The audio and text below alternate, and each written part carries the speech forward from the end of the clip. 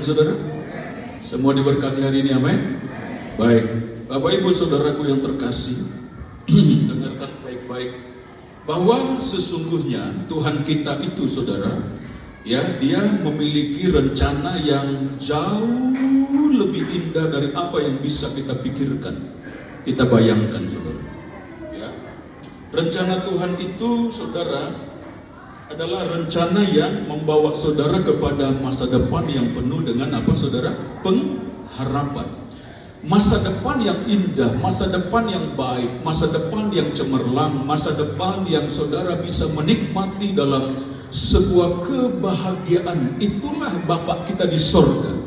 Pada saat Dia memilih saudara dan saya, maka Dia mau menggenapi rencananya bagi saudara. Amin, saudara. Ya, pikirkan baik-baik. Coba saudara yang sudah menjadi bapak ibu, saudara yang orang tua, angkat tangan yang orang tua yang punya, lumayan ya saudara. Nah, dengarkan baik-baik. Kita saja bapak ibu saudara, kita punya anak, kita pingin gak anak kita bahagia, amin saudara? Dan kita persiapkan sekolahnya, kita persiapkan untuk masa depannya saudara, kita berusaha sekuat tenaga kita, saudara, bekerja mendapatkan uang, menyekolahkan mereka supaya mereka jauh lebih sukses dari kita. Amin, saudara. Ya. Nah, dengarkan, Bapak di dunia saja tahu bagaimana memikirkan yang baik bagi anak-anaknya, apalagi Bapak kita di surga. Maka yang aminnya sedikit aja. Bapak di dunia saja tahu untuk memikirkan yang terbaik bagi anak-anaknya, apalagi Bapak kita yang di surga. Amin, saudara. Nah, saudara, tapi dengarkan baik-baik. Saudara, pada saat Tuhan mau menggenapi rencananya bagi saudara dan saya, ada kuasa-kuasa yang tidak senang. Bagaimana supaya saudara mengalami Tuhan, bagaimana masa depan saudara indah, bagaimana hidupmu menjadi berbahagia. Kuasa-kuasa kegelapan itu berusaha untuk menggagalkan rencana Allah dalam hidup kita, saudara. Nah, itulah sebabnya hari ini saya mau kembali membagikan bagi kita, saudara, untuk engkau kita masuk dalam penuaian yang besar, masuk dalam berkat-berkat Tuhan yang besar, maka kita tidak bisa memungkiri bahwa sesungguhnya kita sedang berada di medan peperangan. Iblis yang coba mau menjatuhkan, mengalahkan, menggagalkan kita, saudara, maka kita harus memerangi dia setiap hari, setiap waktu. Karena dia berusaha untuk menggagalkan rencana Tuhan dalam hidup kita. Saudara mau gagal atau mau berhasil? Saudara mau sukses atau mau gagal? Saya juga. Kita belajar sama-sama ya saudara. Dengarkan baik-baik. Sebenarnya saudara, hidup di dunia ini adalah hidup di medan peperangan. Ya. Pada saat saudara dan saya ada di dunia ini bukan zona nyaman bagi kita, bukan. Dunia ini adalah sebuah tempat di mana kita berada di dalam medan peperangan kita, saudara. Nanti di sorga baru kita aman, saudara. Itulah sebabnya ada anak-anak Tuhan, saudara, tidak mengerti tentang bahwa dia sedang berada dalam peperangan rohani. Dia mengira bahwa segala sesuatu menjadi baik tanpa sebuah peperangan. Tidak, saudara. Memang Tuhan sudah menjadikan saudara dan saya adalah sebagai seorang pemenang. Kata sebagai seorang pemenang adalah saudara berjalan menggunakan kuasa untuk berjalan dalam ketetapan sebagai seorang pemenang. Tapi kalau saudara tidak berjalan dengan kuasa yang sudah Tuhan berikan, maka iblis akan mengalahkan lagi, akan merusak lagi, akan menghancurkan lagi kehidupan manusia ini. Saudara, dengarkan baik-baik. Tidak ada zona nyaman selagi kita hidup di dunia ini. Ini adalah medan peperangan. Amin, saudara. Mari kita membaca Efesus 6 ayat 10 sampai 12. Efesus 6 ayat 10 sampai 12. Yuk kita baca sama-sama. Handphonenya bisa digunakan dulu Mode pesawat saudara, dengarkan firman Tuhan. Jangan dengarkan notifikasi dulu, nanti baru dihidupkan. Amin. Coba lihat kiri kanan, sudah? Mode pesawatmu sudah? Tanyakan kepada kiri kanan. Sudah ya? Hormati Tuhan, amin. Efesus 6 ayat 10 sampai 12. Yang siap katakan amin. Baik, 1, 2, 3. Akhirnya hendaklah kamu kuat di dalam Tuhan, di dalam kekuatan kuasa-Nya. Kenakanlah seluruh perlengkapan senjata Allah, supaya kamu dapat bertahan melawan tipu muslihat iblis. 12. Karena perjuangan kita bukanlah melawan darah dan daging, tetapi melawan pemerintah-pemerintah, melawan penguasa-penguasa, melawan penghulu-penghulu dunia yang gelap ini, melawan roh-roh jahat di udara. Nah, firman Tuhan ini jelas memperlihatkan, menunjukkan kepada kita bahwa sebenarnya kita sedang berada di dalam medan peperangan. Betul tidak, saudara? Ya kan? Karena firman Tuhan berkata apa? Karena perjuangan kita bukan melawan darah dan daging. Kita sedang berada di dalam perjuangan peperangan melawan pemerintah-pemerintah, bukan pemerintahan kita, negara kita, bukan. Jangan nanti saudara, ya kan? Ayo angkat senjata. Jangan, bukan itu. Pemerintah-pemerintah adalah penguasa-penguasa di udara yang dimaksud, ya, penghulu-penghulu dunia, roh-roh jahat di udara, saudara. Jadi, saudara dengarkan ya, saya merenungkan ini, saudara. Sebenarnya peperangan rohani ini hal yang serius, engkau harus ngerti. Ini serius loh, ya. Kita itu sedang berada di dalam dunia yang dimana roh-roh jahat itu mau coba ganggu kita, jatuhkan kita, hancurkan kita, saudara. Ini anak Tuhan harus paham, ngerti tentang ini. Sehingga engkau harus bertindak hati-hati, engkau harus menjaga diri. Kita harus memperhatikan bahwa iblis itu mau coba menghancurkan hidup kita, merusak hidup kita, menjatuhkan kita dalam segala cara. Bahkan nanti kita belajar tentang tipu dayanya, saudara. Jadi saudaraku, ini begitu serius.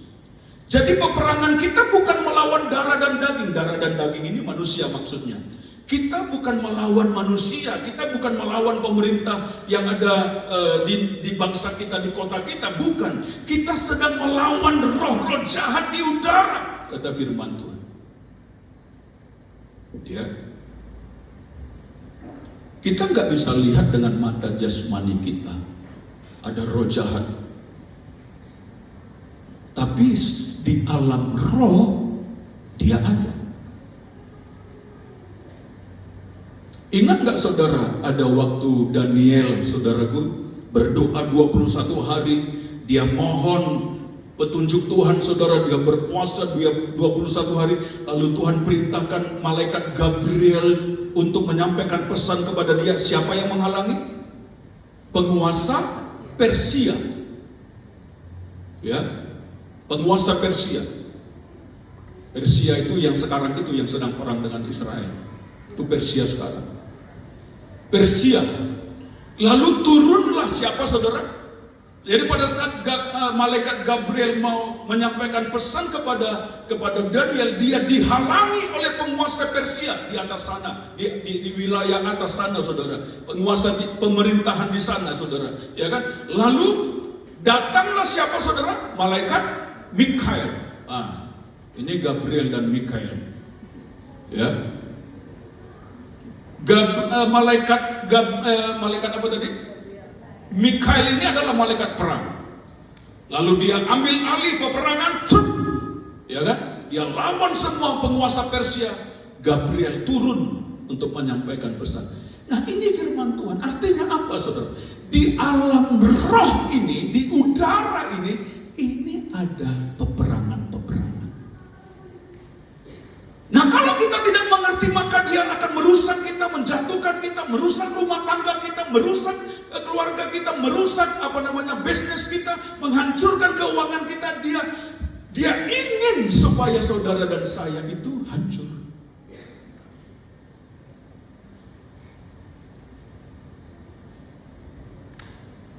Nah jadi saudara, kita harus apa? Berperang. Jadi iblis itu akan terus memerangi anak-anak Tuhan, saudara. Bagaimana supaya mereka jatuh seperti tadi? Bagaimana anak Tuhan itu menjadi takut menghadapi hidupnya, menghadapi masa depannya?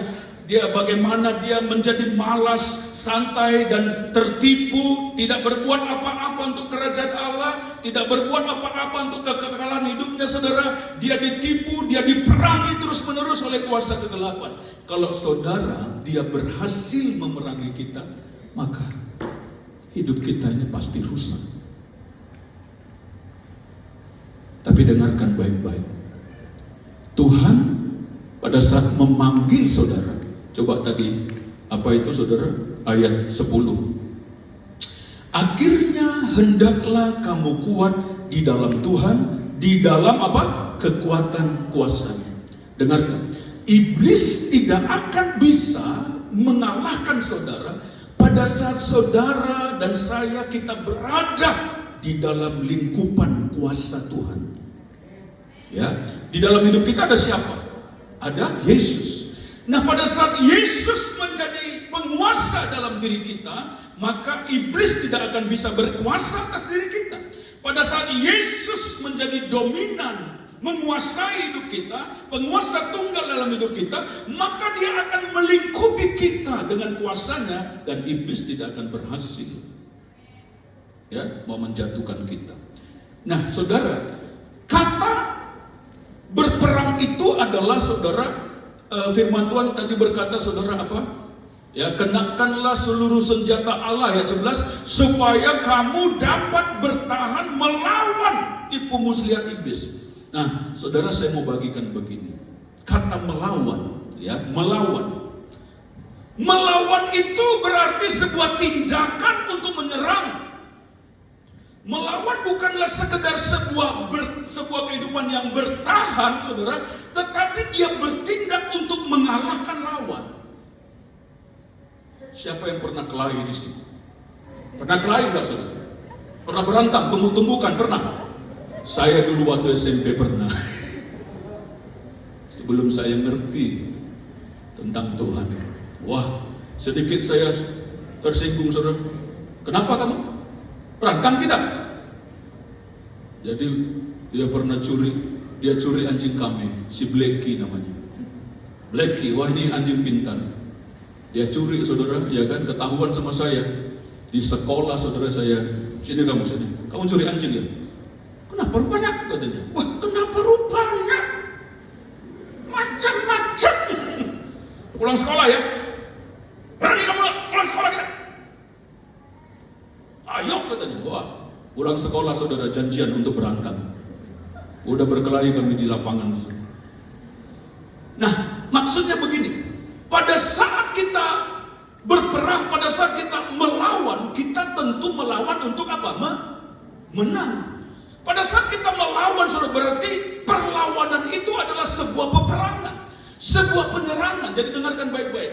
Kamu melawan kuasa kegelapan berarti kamu harus menyerang dia, saudara. Kamu harus mengalahkan dia. Kamu harus membuat dia berhenti.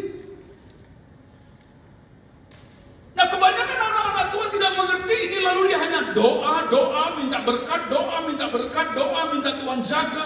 Ya, Tuhan jaga, tetapi engkau harus bertindak untuk melawan dia supaya dia tidak berhasil mencuri kemenangan kita. Jadi kata melawan, saudara harus menyerang dia. Karena saudara diam atau tidak melawan, dia akan terus perangi kamu sampai hancur.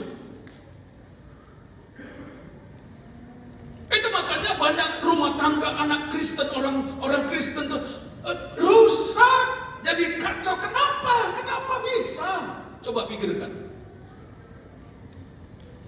Kenapa anak Tuhan yang tadinya wah berbahasa bla bla bla bla luar biasa, melayani luar biasa, tapi kenapa hidupnya menjadi hidup lagi dalam kehancuran? Kenapa? Itulah bukti bahwa kita sedang berada di medan perang. Iblis coba mengalahkan kita, menghancurkan kita. Bagaimana rusak ini rumah tangga ini, bagaimana rusak ini bisnisnya ini, bagaimana hancur. Dia coba mau merusak.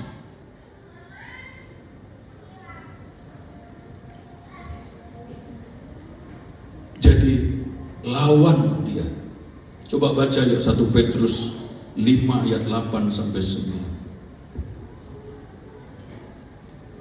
1 Petrus 5 ayat 8 sampai 9. Sembari berdoa, nanti kita akan perjamuan kudus. 1 Petrus 5 ayat 8 dan ayat 9. Yang siap katakan amin.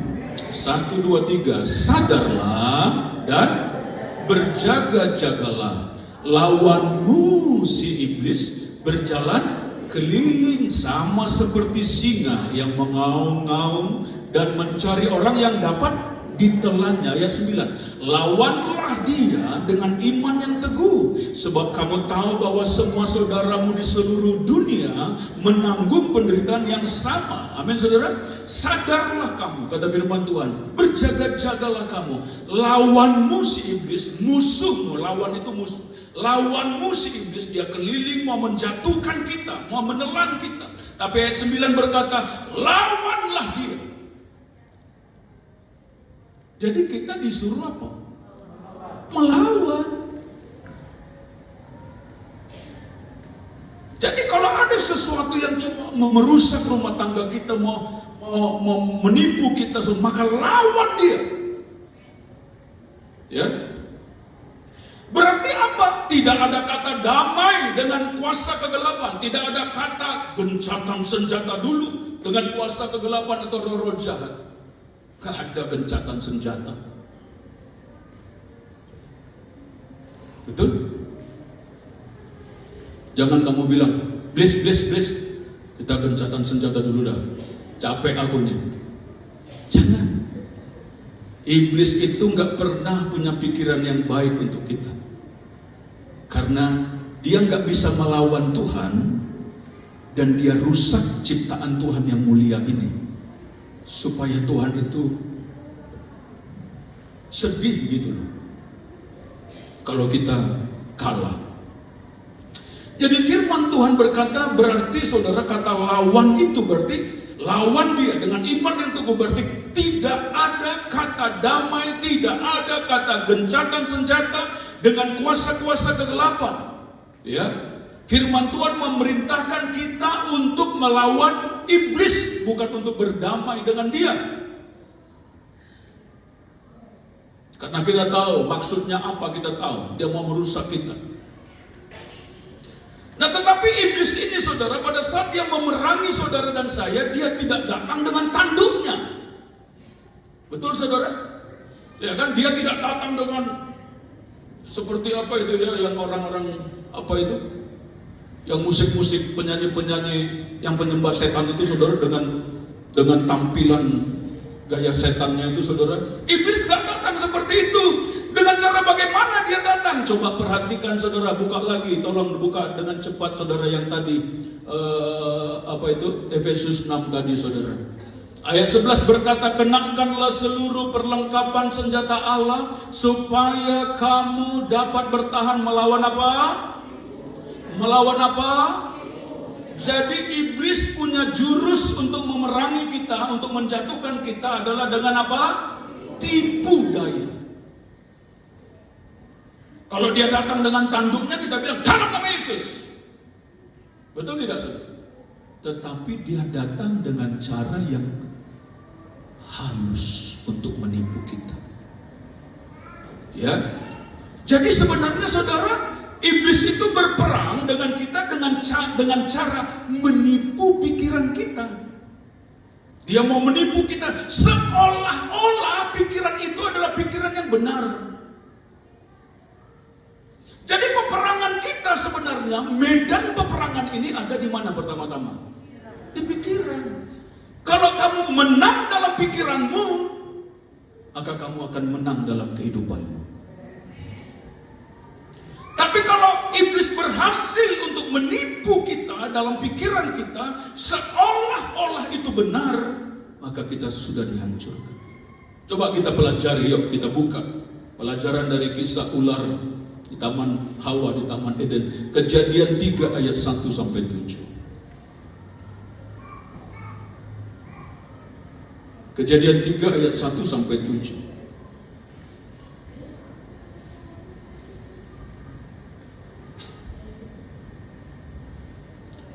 Adapun ular ialah yang paling cerdik dari segala binatang di darat yang dijadikan oleh Tuhan Allah.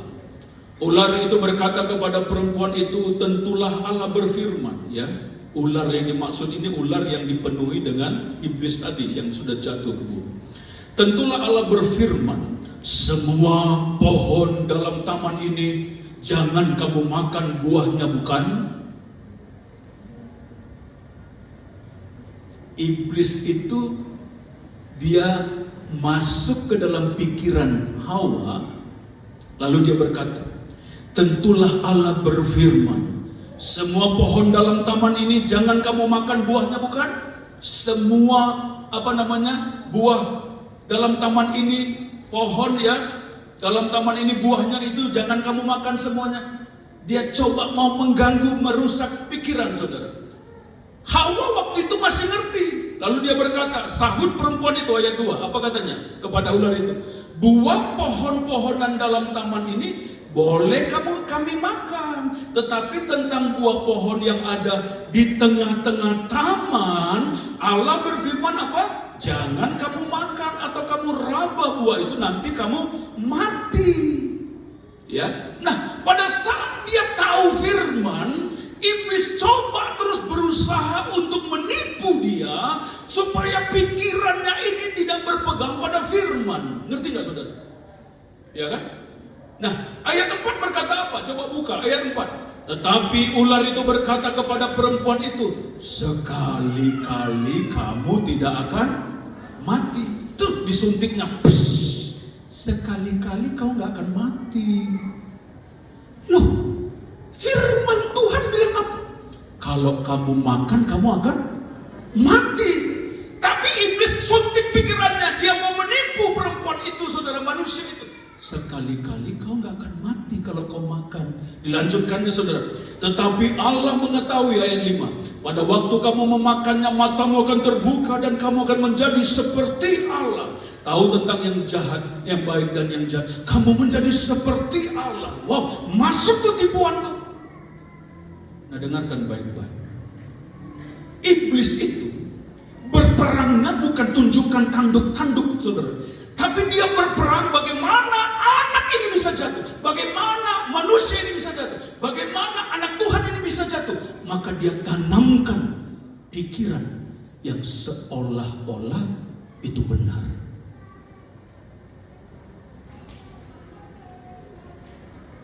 Masuk pikirannya sama Hawa? Masuk. Apa yang terjadi? Ayat 6. Perempuan itu melihat bahwa buah pohon itu baik untuk dimakan dan sedap kelihatannya. Dengarkan ya, dosa itu pada saat dilakukan, kayaknya nikmat sekali.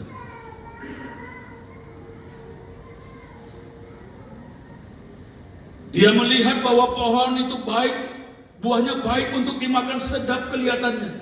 Lagi pula menarik hati. Lihat, dosa itu sering sekali menarik hati kita. Nikmat nih, enak nih, baik nih. Kalau pikiran sudah kalah, kalau pikiran sudah dikuasai dengan tipu daya iblis, maka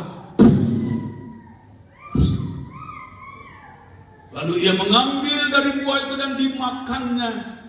Diberikannya kepada suaminya. Jatuh semuanya. Dan akhirnya dibuang, dikeluarkan dari Taman Eden. Saudara, dengarkan baik-baik. Melawan iblis itu, saudara, haruslah dengan firman Tuhan. Firman Tuhan itu harus menguasai hati dan pikiran kita. Sehingga pada saat Tuhan bilang, kalau kamu makan buah itu kamu mati. Lalu iblis bilang, sekali-kali kau gak akan mati. Beda nih. Dalam nama Yesus, Jadi setiap kali pikiran tidak sesuai dengan firman, itulah peperangan. Iblis bilang, Tuhan tahu kok, gak usah dulu kamu ke gereja. Iya ya, kondisiku begini. Gak usah ke gereja deh, gak usah beribadah lah, gak usah berdoa lah. Nah, iblis itu menipu kita di dalam pikiran kita. Jadi melawan iblis itu harus dengan firman Tuhan. Artinya begini saudara, kalau peperangan kita di medan peperangan kita adalah di pikiran, maka kita harus mengisi pikiran kita dengan firman Tuhan. Kita harus berpegang teguh pada firman. Kalau pikiran kita tidak diisi, dikuasai dengan firman, maka saudara, pikiran iblis akan mudah masuk. Orang bertindak itu, Pak, Bu, saudaraku, setelah ada pikiran, betul tidak saudara? Setelah masuk, ya mendingan aku lakukan ini. Dia lupa, dia kira itu pikiran dia sendiri. Padahal itu serangan iblis. Hati-hati. Nah, kita lihat contoh dulu saudara. Jangan cepat ya. Ada 3 jurus iblis untuk menjatuhkan kita lewat pikiran. Coba kita baca saudara.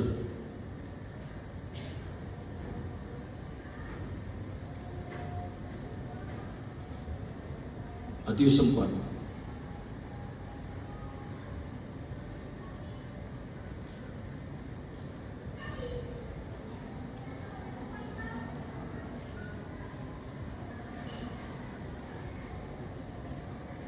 Matius 4 ayat 3. Coba perhatikan. Lalu datanglah si pencoba itu, si iblis maksudnya, dan berkata kepadanya, ini waktu Tuhan Yesus dicobai ya, di padang gurun ya saudara ya. Nah nanti saudara bisa baca dari ayat 1, maka Yesus dibawa oleh roh ke padang gurun untuk dicobai iblis. Dan setelah berpuasa 40 hari dan 40 malam akhirnya laparlah Yesus. Ayat 3. Lalu datanglah si pencoba itu dan berkata kepadanya, jika engkau anak Allah. Nah lihat. Jika engkau anak Allah, perintahkanlah supaya batu-batu ini menjadi roti. Yang pertama, ada 3 jurus iblis mau menjatuhkan kita dalam medan peperangan ini. Yang pertama, iblis mau menipu pikiran bahwa prioritas utama dalam hidup kita adalah sekali lagi, iblis mau menipu pikiran kita bahwa prioritas utama dalam hidup ini adalah roti. Seolah-olah manusia ini, prioritas hidupnya ini adalah bagaimana kebutuhan hidupnya terpenuhi, bagaimana dia mendapatkan roti. Itulah prioritas hidupnya.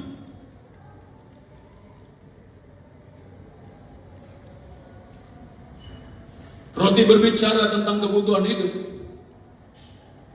Kalau tidak banting tulang kamu mana cukup.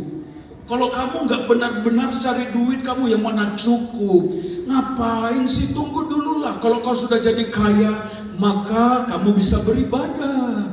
Kalau kamu sudah cukup maka kamu bisa beribadah. Kalau kamu kasih persepuluhan, menabur nanti malahan kamu kurang, gak akan cukup bagi hidupmu. Ya kan? Padahal firman Tuhan bilang apa saudara? Kalau kamu mau menuai, kamu harus menabur, itu firman Tuhan. Iblis bilang apa? Nabur. Kurang dong nanti. Persepuluhan ya kurang dong. Kalau aku tidak banting tulang kerja mati-matian, ya bagaimana bisa dapat duit? Tunggu dulu lah ibadah itu. Padahal Tuhan bilang apa? Jangan jauhkan dirimu dari pertemuan ibadah. Carilah dahulu kerajaan Allah dan kebenarannya, maka semua akan. Nah, iblis itu coba memerangi pikiran kita dengan tipu daya yang bertentangan dengan firman, bahkan seolah-olah itu benar. Kita kan butuh duit, betul tidak saudara? Butuh. Ini kampung tengah ini harus diisi, betul tidak? Kita butuh duit untuk sekolahkan anak, betul tidak saudara? Untuk beli makanan di rumah dan kita harus makan. Dan iblis berpikir bahwa jadikanlah batu-batu itu menjadi roti. Artinya apa? Prioritas hidupmu itu bukan berpuasa, bukan hal-hal yang rohani, bukan. Prioritas hidupmu cari roti. Itu iblis. Nah, peperangan terjadi bahwa seolah-olah itu benar. Tapi pada saat kita melakukan pikiran iblis itu, rusak. Tapi dengarkan, Tuhan menjawab. Ayat 4, tolong dibuka ya, ditampilkan terus ya, ayat Matius 4. Tapi Yesus menjawab, ada tertulis, manusia hidup bukan dari roti saja, tetapi dari setiap firman yang keluar dari mulut Allah. Ada tertulis. Nah, dengarkan baik-baik. Engkau dalam medan peperangan melawan iblis itu dengan firman Tuhan. Itulah sebabnya di dalam pelayanan kita, gereja Tuhan di tempat ini, dianjurkan, diminta bagimu supaya kau renungkan firman Tuhan siang dan malam, supaya engkau bertindak hati-hati, sehingga perjalananmu akan berhasil dan engkau akan beruntung. Ya, lawan iblis yang mau menipu kita, saudara. Amin, saudara. Nah, itu peperangan ya, saudara. Jadi peperangan kita itu ada di medan pikiran. Medan peperangan kita ada di pikiran. Ayat 2. Yang kedua, saudara, apa jurus iblis lagi, saudara? Dia mau menipu kita yang pertama, bahwa prioritas utama hidup kita adalah roti, uang, kebutuhan hidup, bukan Tuhan. Wow, itu ngeri, saudara.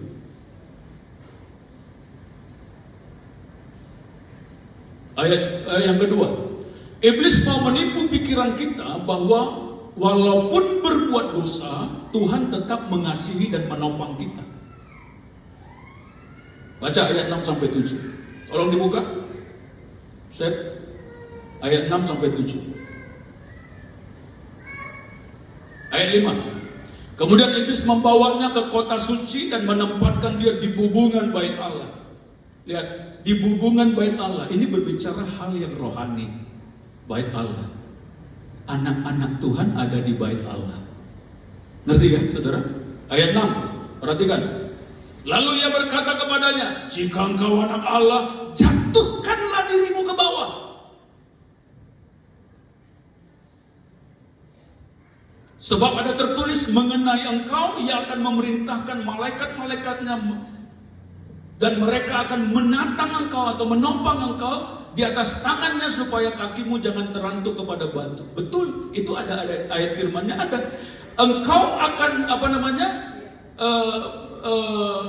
mengenai engkau, ia akan memerintahkan malaikat-malaikatnya untuk menantang engkau. Iya, betul, ada firmannya. Tapi dia tambahkan, jika engkau anak Allah, jatuhkanlah dirimu. Dengan sengaja kau jatuhkan, karena kenapa? Karena Tuhan kan mengasihi kamu. Karena Tuhan kan akan menopang kamu. Karena Tuhan kan akan menjaga kamu. Jatuhkan aja dirimu. Ini iblis ini ngeri loh, saudara. Ini serius loh.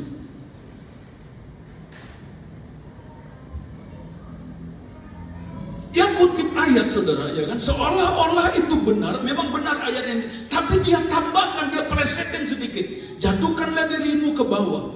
Jadi saudara, iblis itu coba mau menipu kita, ya kan? Enggak apa-apa berbuat dosa. Tuhan tetap kok mengasihi kamu, dia akan menjaga kamu. Enggak apa-apa, anak Tuhan itu jatuh. Manusia hal yang wajar kok, jatuh-jatuhlah. Tuhan kan tetap menopang kita. Kasih karunia-Nya itu dulu, sekarang, dan sampai selama-lamanya dia sudah mengampuni kita. Itu ngeri, saudara. Ya.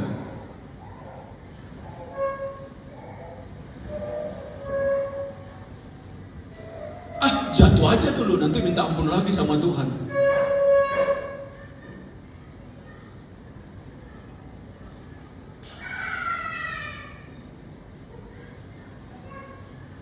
Selingkuh aja dulu, nanti kok Tuhan mengampuni.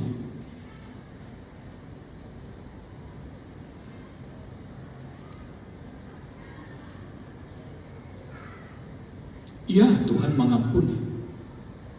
Tapi sebab akibat kamu gak bisa hilangkan. Rumah tangga jadi rusak, anak-anak jadi hancur, suami istri jadi berantem. Tuhan ampuni aku selingkuh. Iya, Tuhan ampuni kamu, tapi akibat dari perbuatan itu tidak bisa. Konsekuensinya pasti akan terjadi.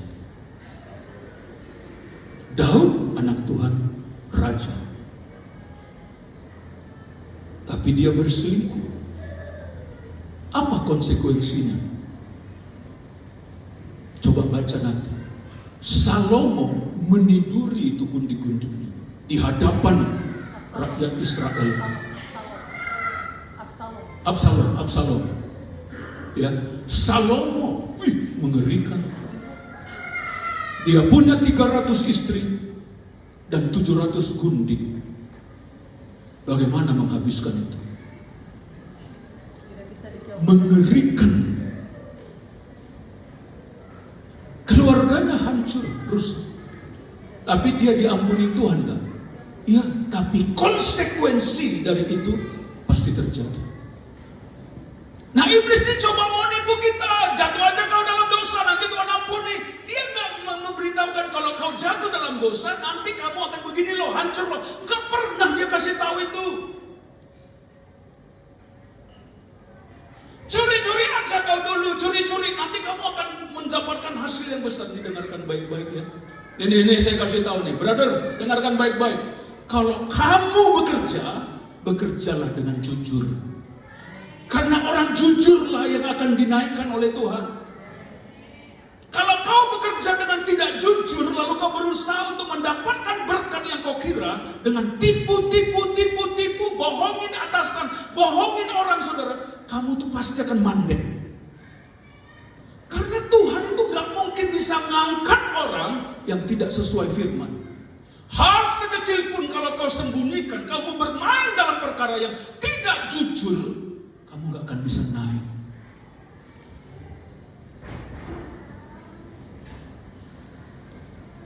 Betul saya bilang loh.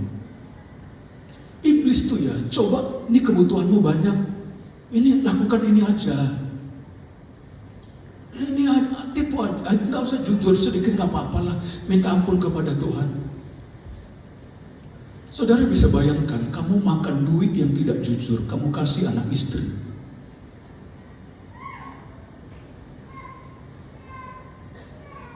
Padahal Tuhan itu akan mengangkat orang yang benar. Pada waktunya kamu akan naik. Percayalah.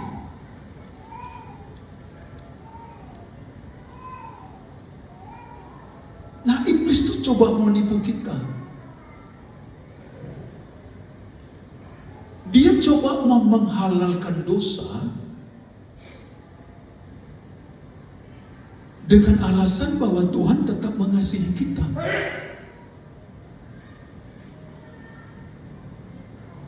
Gak usah taat sama pemimpinmu lah. Kan yang punya hidup kamu. Kamu punya keputusan. Yang jalani hidup kan kamu. Padahal Tuhan bilang apa? Hormati, taati. Karena gereja ini adalah rumah, keluarga. Kamu punya keluarga secara jasmani, kamu harus dengar orang tuamu yang sesuai nasihatnya dengan firman. Kamu juga harus dengar nasihat dari rumah keluarga rohanimu. Dan Tuhan bilang, taati mereka. Iblis bilang apa? Ngapain kau taat-taat?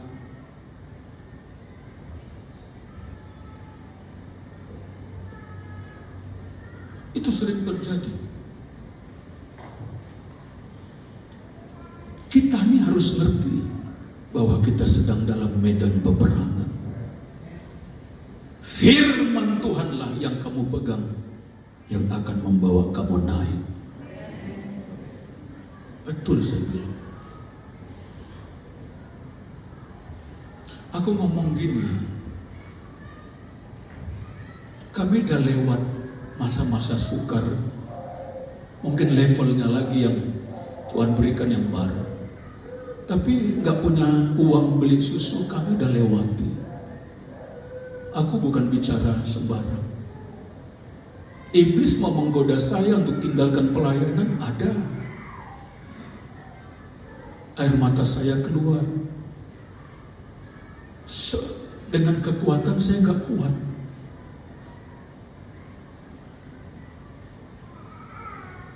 Iblis menggoda, siapa yang perhatikan kamu?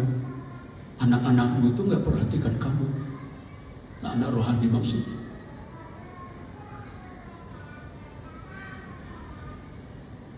Kamu cari kerja aja.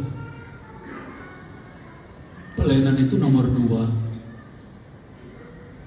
Terlintas. Tapi kami bersepakat bahwa tidak ada kehidupan yang tidak melayani Tuhan. Kami hadapi, iblis tidak bisa ganggu. Dalam masa-masa sukar, kami berpegang pada firman, berdoa, berpuasa, memperkatakan firman, sampai Tuhan rubah keadaan. Kamu mungkin lihat saya sekarang punya mobil, punya rumah. Dulu kami nggak punya. Dan iblis mau coba menekan, peperangan terjadi. Tapi pada saat seseorang berpegang pada firman, berjalan dalam firman, dengarkan, kamu pemenangnya. Betul.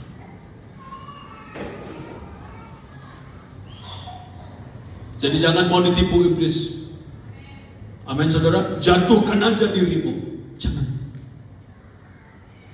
Iya, kalau kita jatuh, Tuhan mengampuni kita, betul. Tapi ingat, gak semudah itu orang bisa balik.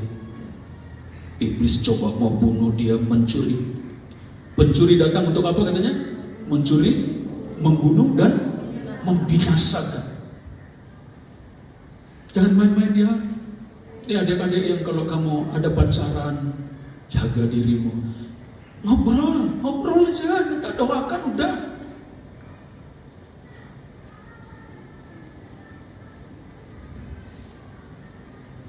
Bapak-bapak ya, ini ku nasihati ya, jaga diri.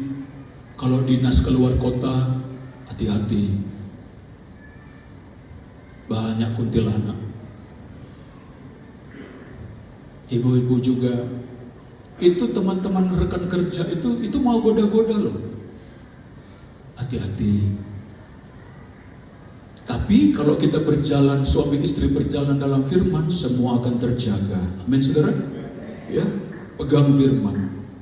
Yang terakhir yuk, kita akan berdoa. Yang terakhir, yang ketiga, jurus iblis yang ketiga adalah apa saudara? Iblis menipu pikiran dengan berkata, kalau kamu menyembah aku, maka kamu akan kaya dan sukses. Baca ayat 8-10. Saya bacakan ya, ayat 8-10. Matius 4 tadi. Dan iblis membawanya pula ke atas gunung yang tinggi, sangat tinggi, dan memperlihatkan kepadanya semua kerajaan dunia dengan kemegahannya, dan berkata kepadanya, semua ini akan kuberikan kepadamu jika engkau sujud menyembah aku. Maka berkatalah Yesus kepadanya, enyahlah iblis, sebab ada tertulis, engkau harus menyembah Tuhan Allahmu, dan hanya kepada Dia sajalah engkau berbakti. Yang ketiga adalah iblis mau mencoba menipu pikiran kita dengan berkata, kalau kita menyembah iblis itu, maka kita akan kaya dan sukses. Pak Pendeta, bang, ngeri kali menyembah iblis. Enggak maulah aku menyembah iblis. Dengarkan baik-baik. Kata menyembah itu bukan hanya sujud menyembah kepada iblis, angkat tangan, halo iblis, dimuliakanlah namamu. Bukan. Gak akan mungkin begitu kita bikin, betul tidak saudara? Tapi dengarkan baik-baik saudara, kata menyembah itu artinya saudara, mengikuti, mentaati anjuran, pandangan dari iblis. Itu menyembah. Jadi kalau menyembah Tuhan itu berarti saya taat kepada firman, saya sedang menyembah Tuhan. Nah, banyak orang yang mau menjadi kaya dengan cara saudara mengikuti tipuan-tipuan iblis, anjuran-anjuran dari pikiran-pikiran yang dikuasai dengan ketidakbenaran saudara. Maka sesungguhnya orang yang seperti itu dia sedang menyembah iblis. Hati-hati loh. Nah, 3 ini nih yang coba terus ditawarin. Ini peperangan kita, sama saya juga akan menghadapi peperangan itu dan kita harus berjalan dalam kemenangan kita. Ya, ada orang mau kaya dengan cara menipu, dengan cara merampok, mencuri, berbohong, atau bahkan membunuh. Itu penyembahan kepada iblis.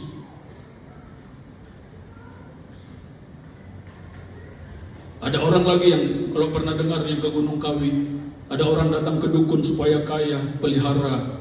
Apa itu namanya itu? Tuyul. Kok tuyul dipelihara? Jangan. Anak Tuhan boleh kaya nggak? Anak Tuhan bisa kaya nggak? Bisa.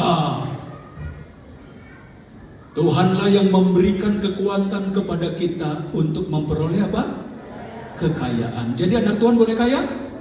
Boleh. Karena kita mengerti kekayaan itu adalah untuk menggenapi firman Tuhan.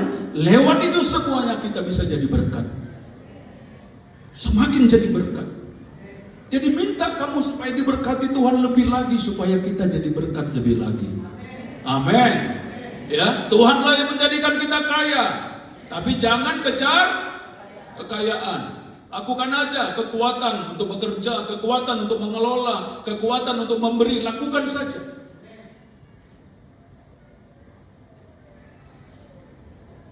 Ayat penutup kita mau doa. Yakobus 4 ayat 7. Yakobus 4 ayat 7. Yuk kita baca sama-sama ayat terakhir ini saudara. Yakobus 4 ayat 7 ada di depan. 1, 2, 3. Karena itu tunduklah kepada Allah dan lawanlah iblis, maka dia akan lari daripadamu. Kita tahu maksud iblis apa? Mau menghancurkan, mau merusak kita. Betul tidak saudara? Ya kan? Lawan dia, tunduk kepada Allah.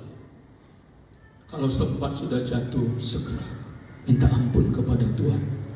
Bangkit lagi. Amin saudara. Ya. Jangan biarkan dia berhasil membinasakan. Nanti kita akan bicara lagi peperangan untuk merebut kota.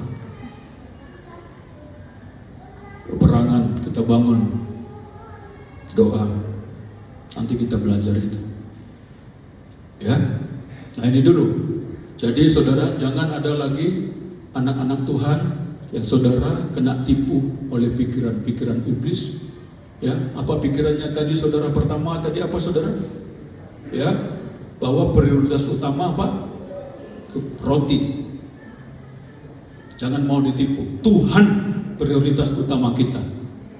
Amin. Jadi anak-anak Tuhan jangan malas beribadah. Amin. Katakan kepada kiri kanan, elak engkau malas-malas beribadah. Amin. Oke.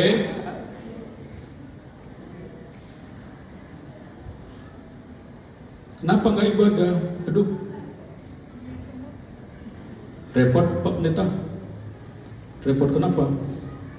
Aduh, bisnis makin banyak pembelinya. Jadi kalau tutup hari Minggu, aduh, kada enak kepada mereka tuh. Jangan. Belajar utamakan Tuhan. Amin. Karena Tuhan yang memberkati kita. Ya. Yang kedua apa saudara? Tipu daya iblis tadi apa? Mau menghalalkan dosa dengan alasan bahwa Tuhan mengasihi kita. Jangan mau. Ya. Yang ketiga apa saudara? Iblis menipu pikiran dengan kekayaan untuk menyembah dia, untuk mengikuti keinginannya. Dengan cara apa? Menipu, berbohong, mencuri.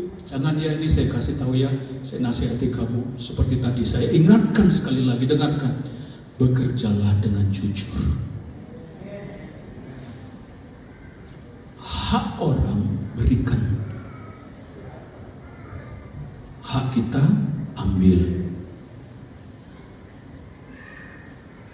Jangan tipu pimpinan.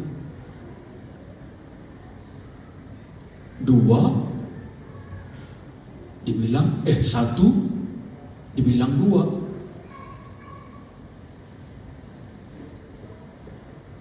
Nanti kamu akan mentok. Karena Tuhan itu gak bisa dibohongin. Aku gak mau. Aku mau pembesar-pembesar tampil dari sini. Amin saudara ya. Raja-raja bangkit dari sini. Ya, amin saudara. Persiapkan diri mau lakukan firman. Kita sudah TC02 kemarin. Kamu sudah dengar kan pembicara diundang dari sana. Kalau saya bicara kamu masih tanda tanya. Tapi kalau pembicara 14 orang sudah datang, kamu mau tanya apa lagi? Itulah firman Tuhan. Lakukan saja firman Tuhan. Amin, umat-umat. Setiap beribadah kepada Tuhan, bawa keluarga, bawa jiwa-jiwa semuanya. Jaga diri dengan baik. Amin, saudara. Ya, mari kita bangkit berdiri. Kita mau berdoa. Ibu Gembala bisa ke depan.